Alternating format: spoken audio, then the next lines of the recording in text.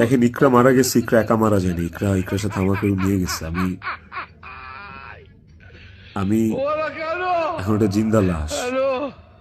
পৃথিবীতে পৃথিবীতে সবচেয়ে বড় শাস্তি কি হইতে পারে? আমি যদি ফাঁসিতেও ঝুলি, ওটা আমার কাছে কোনো পানিশমেন্ট না, শাস্তি না। আমাকে যদি আপনারা মব করে মাইরাও ফেলেন, সেটাও আমার জন্য শাস্তি না। আমি আমার শাস্তি পায়ে গেছি।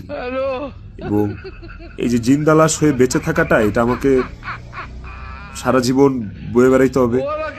ওর অভাব আমার সারা জীবন ফিল করতে হবে। আমার নিজের জন্য বাঁচার আসলে আর কিছু নাই। আমি আমার শাস্তি পায়ে গেছি। আমি আমি এর চেয়ে বড় কোনো শাস্তি হইতে পারে না যে আমি একটা জীবিত লাশ হয়ে সারাটা জীবন পার করব। বিশ্বাস করেন, আমার দম বন্ধ হয়ে আসে, আমার নিঃশ্বাস বন্ধ হয়ে আসে। আমি আমি আমি 5 মিনিট পর পর আমি উন্মাদ হয়ে যাইতেছি। বাট ইভেন আমি আমি সুইসাইড করার অনেক চিন্তা ভাবনা করতেছিলাম। বারবার মনে হচ্ছিল যে আমি ইকরার কাছে চলে যাই, ইকরা আমাকে ডাকতেছে। কিন্তু যখনই রিজিকের চেহারাটা চোখের সামনে ভাইসা ওঠে না, ওই মুহূর্তে আসলে আর আর কিছু মাথায় কাজ করে না। মনে হয় যে না না না না, আমি করতে পারবো না, রিজিকের জন্য আমার বাঁচতে হবে।